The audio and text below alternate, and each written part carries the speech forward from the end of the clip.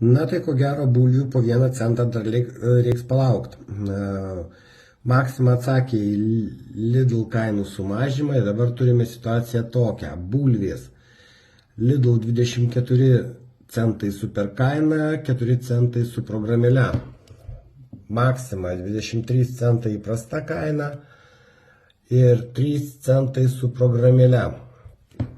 Kiaušiniai 3,27 centai už 30 arba 2,80 už 30 Lidle.